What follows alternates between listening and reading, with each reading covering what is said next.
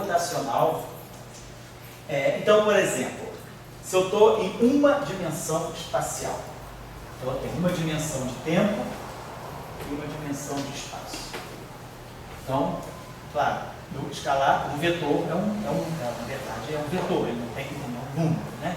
Então eu tenho meu campo elétrico, ele vai ser menos gradiente de φ, na verdade vai ser menos a derivada em relação a x de φ, e menos a derivada em relação ao t do ar.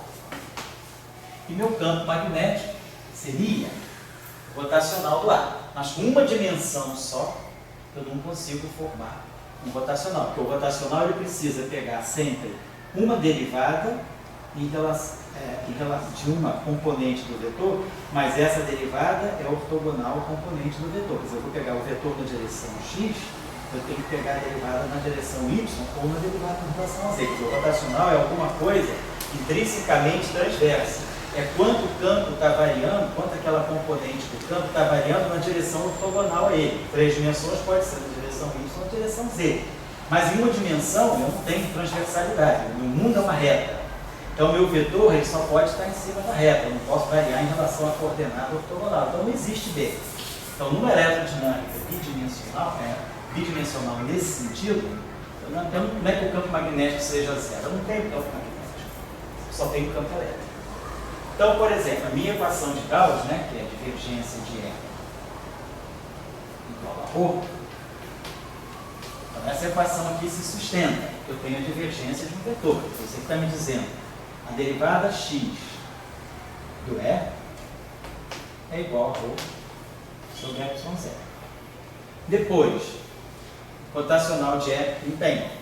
Divergência de B, B não tem. E a outra equação é rotacional de B, que não tem, igual a 1 sobre C2 dE dt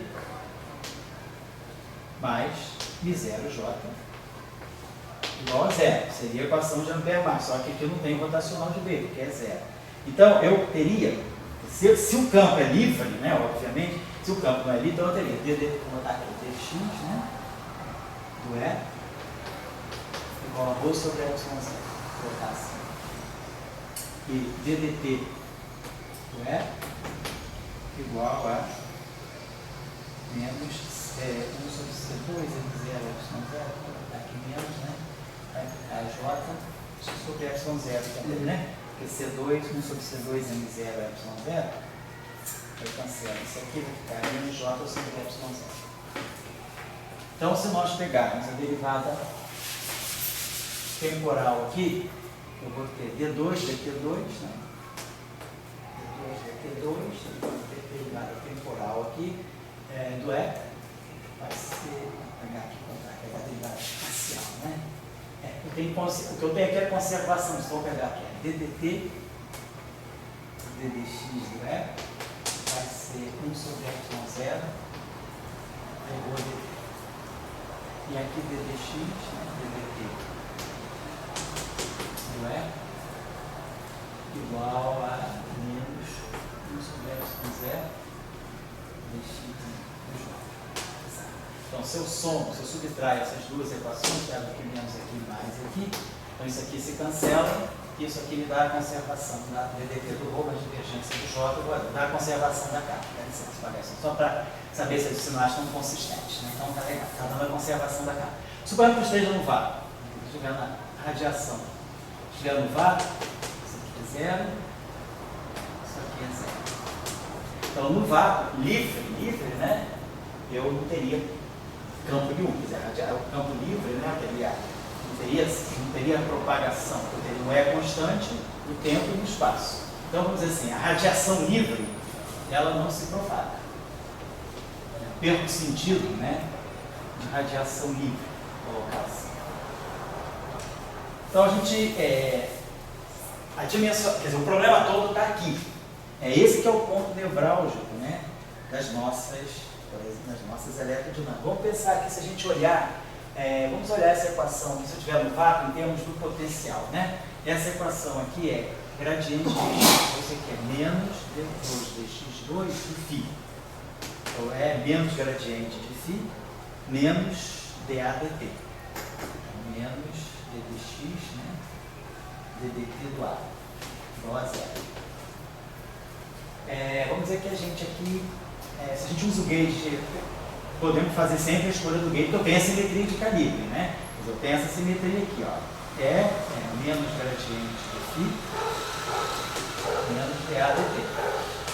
Então, se eu somo isso aqui, o ddt de uma função, e subtraio disso aqui o gradiente da mesma função, as coisas se compensam e o campo é invariante, né? Então, vamos dizer que a gente escolha o gauge, né? Faça aquela escolha, 1 sobre C2 ddt do A, 1 sobre C2 ddt do A, então a gente vai substituir esse aqui, isso aqui.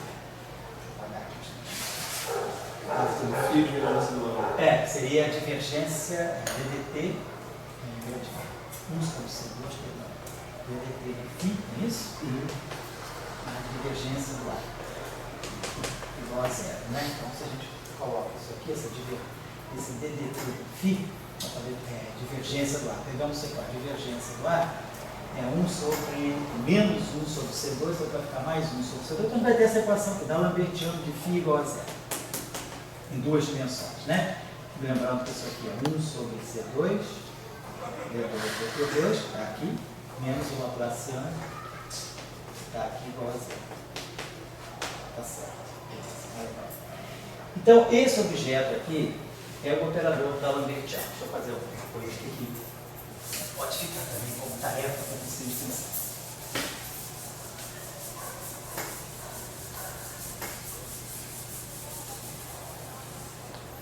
Se a gente observar esse operador aqui, 1 sobre C2, D2, dt2, menos Laplaciano, menos dx ao quadrado.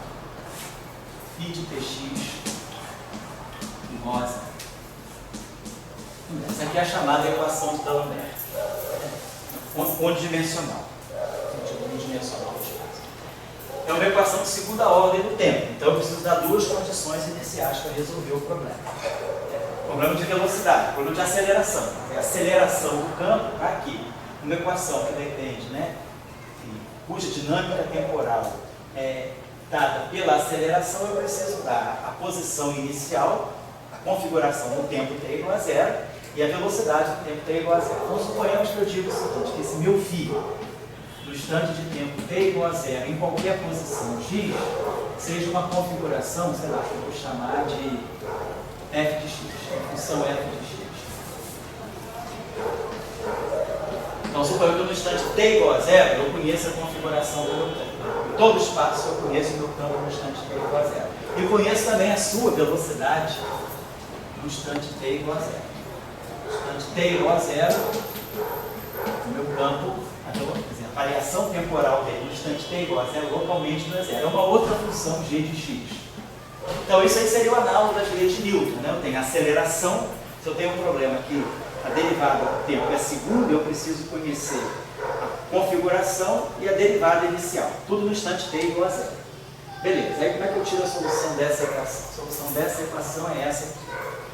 Φ de tx em qualquer instante de tempo t agora, essas condições iniciais vão evoluir através dessa equação da seguinte maneira. Dá um meio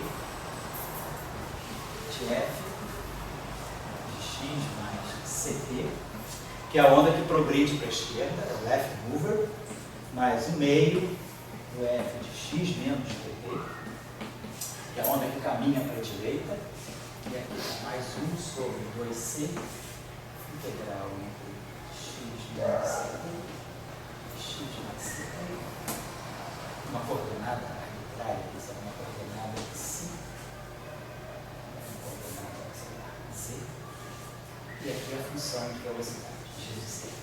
Então, se eu conhecer as funções f pequeno e g pequeno, eu conheço essa onda em qualquer instante. Basta eu ver que essa equação aqui satisfaz exatamente a essa equação, é só derivar duas vezes em relação ao tempo, usando a regra da cadeia e o teorema fundamental do cálculo, derivar duas vezes em relação ao espaço, mesma coisa, e usar e ver que para t igual a zero, fazendo t igual a zero, isso aqui fica o meio de f de x mais o meio de f de x, fazendo t igual a zero, essa integral é zero, integral de x até x. Então, para t igual a zero, essa a solução, a condição inicial é satisfeita. Se eu agora derivo isso em relação ao tempo, derivar essa equação em relação ao tempo. E tomo para tempo t igual a zero, a gente vai ver que essa condição é satisfeita. Então essa equação satisfaz, essa solução satisfaz aquela equação e as condições iniciais. Então isso aqui é a solução de D'Alembert. Pronto. Muito bem. Isso, então, está me dizendo como é que esse fenômeno evolui. Vamos olhar a seguinte característica desse operador agora. Aqui que vai ficar a tarefa de vocês. Eu acho que vocês já sabem lá na graduação. Quando vocês estudam propagação de ondas, né? Corda de Brandt, essas coisas, né?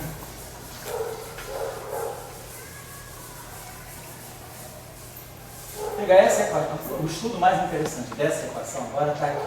1 sobre C2, D2, DT2, menos derivada x. Isso aqui é o nosso D'Alembertiano em uma dimensão temporal e uma dimensão espacial.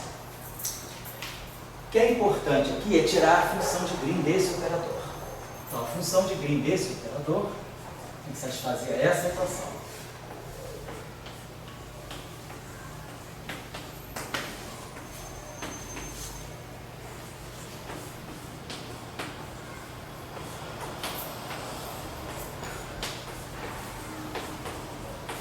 Tá? Então, a gente agora vai para o espaço dos momentos. Vamos escrever a função de Green no espaço dos momentos. Fazer as em termos da integral de Fourier.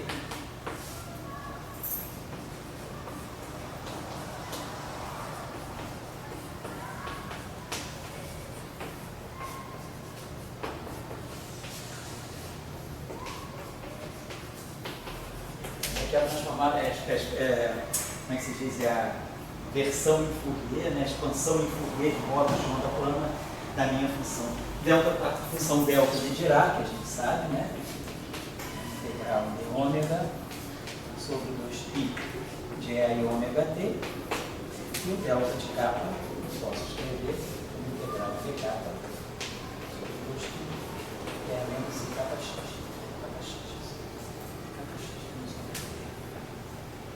Então tá, botando tudo isso aqui dentro, pegar rapidinho, só pegar a equação, a equação que dá a função de Green, escrever a equação de Green no espaço de momento. Então, primeiro, esse termo aqui, ele vai produzir 1 sobre C2, D2, DT2. O D2, DT2 vai produzir um menos i ômega ao quadrado. Então vai ficar menos ômega 2 sobre C2, que vai sair daqui. Quando eu atuar com esse operador aqui dentro, essa derivada temporal, ela entra, bate aqui.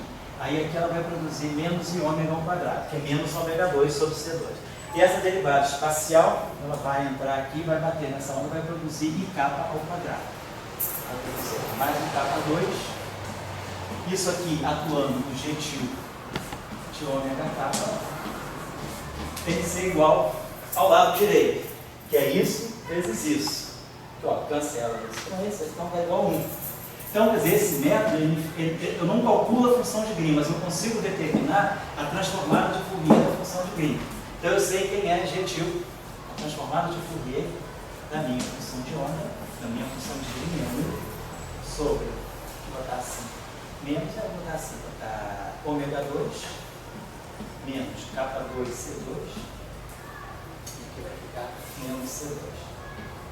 Certo? Menos ômega 2 sobre C2, mais kappa 2 aqui. Ó. Então eu sei que, automaticamente eu posso calcular a minha função de Green. Quem sabe a transformada de Fourier sabe a função de Green.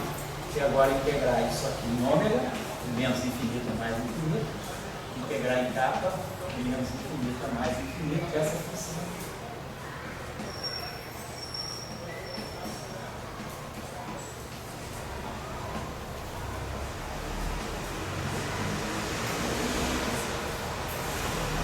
Só que agora, quando a gente integrar em ômega, a gente vai encontrar dois polos. A gente vai encontrar que ômega pode ser mais ou menos módulo de kappa c. Quer dizer, na região de integração do ômega, quando eu vou integrar ômega de menos a mais infinito, eu vou bater numa singularidade menos kappa c e uma singularidade mais kappa c. Então eu tenho essas duas singularidades. Então, obviamente, essa integral é infinita, tinha que ser. Que ela é uma distribuição. Aqui está ligado a uma função delta, isso aqui é uma baita divergência. Então essa função tem que ser divergência. A gente tem que saber como fazer para resolver essa integral.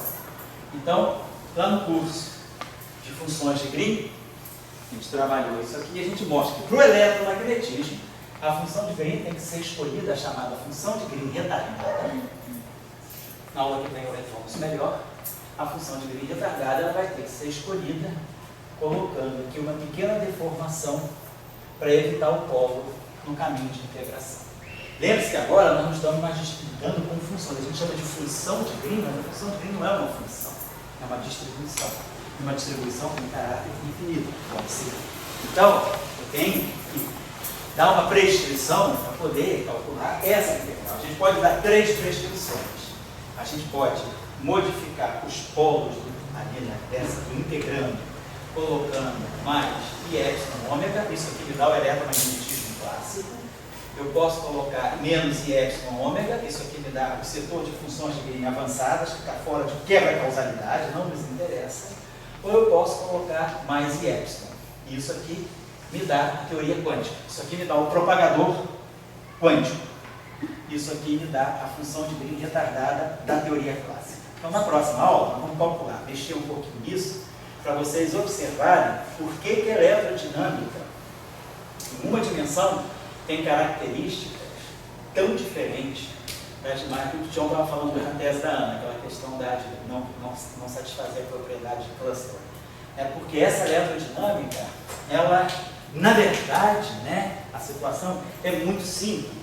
A gente já entende isso sem precisar olhar a função de Green. Se eu pegar a equação a equação de Gauss, divergência de E igual a ρ sobre epsilon zero, e colocar uma carga na origem,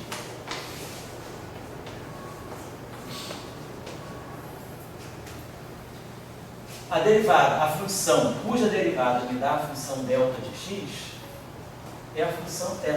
Isso aqui, a solução imediata dessa equação é um θ de x menos θ de menos x sobre 2. Se eu derivar isso aqui, eu ganho delta sobre 2. Se eu derivar isso aqui, eu ganho menos delta sobre 2. Então vai ficar menos delta, vai ficar mais delta sobre 2. Então, isso aqui é a solução dessa equação. Ou seja, se eu colocar uma carga na origem, o campo elétrico, à direita, independente da distância, ele é constante.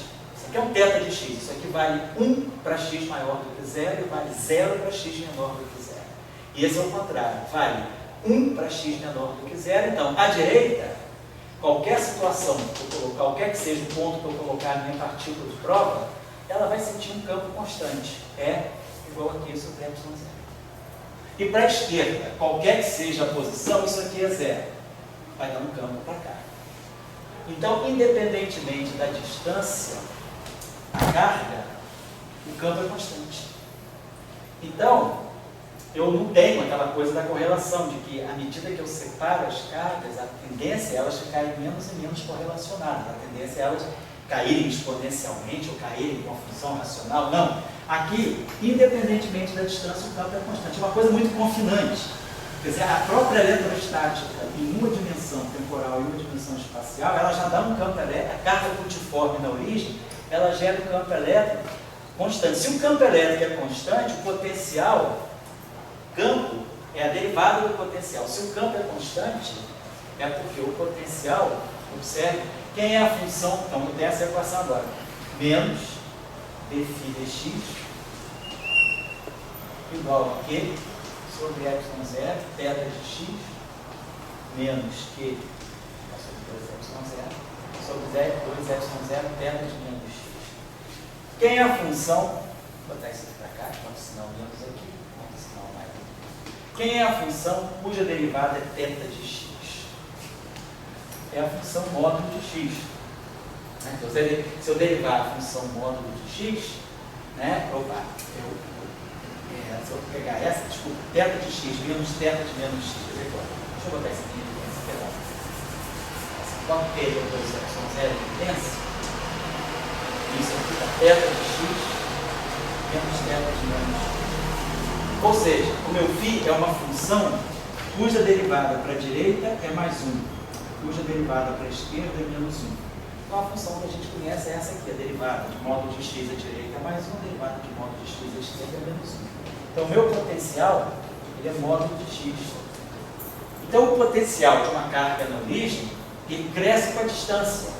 À medida que eu vou para distâncias cada vez maiores, o potencial vai crescendo, não está decrescendo.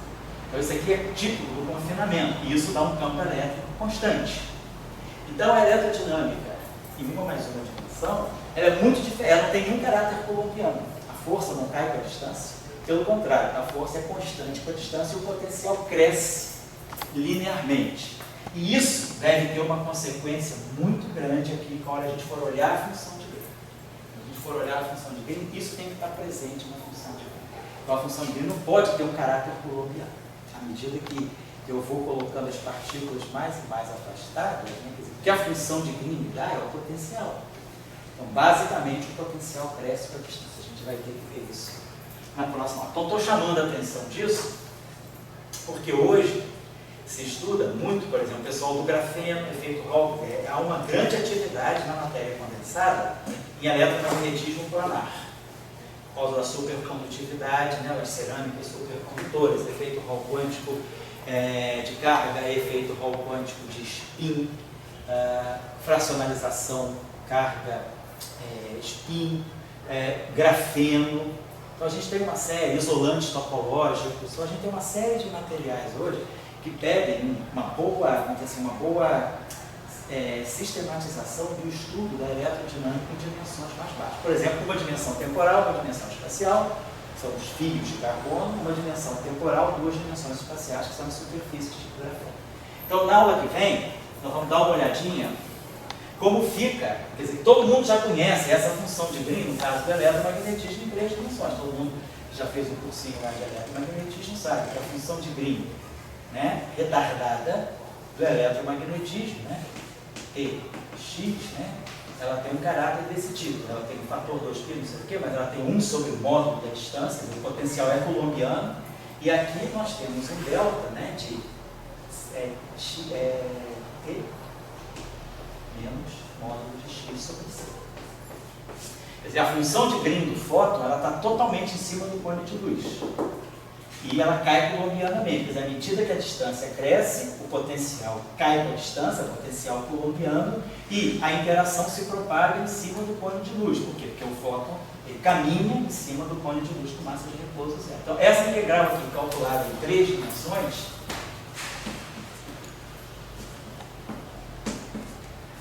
dá isso aqui. Agora, vamos calcular essa integral em uma dimensão, como a gente está fazendo.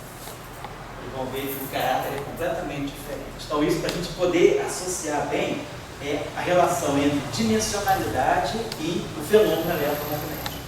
No grafeno, por que acontecem certos fenômenos no grafeno?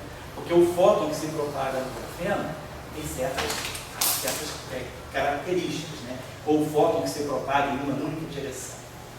E, tá bom? Então a gente vai poder trabalhar um pouco mais sobre isso. Então, nessa aula eu fiquei nisso. Então, na próxima aula, eu considero assim, já lancei a possibilidade, algum eventual interesse de vocês sobre a eletrodinâmica de Dirac com o monopolo magnético e a eletrodinâmica de próton.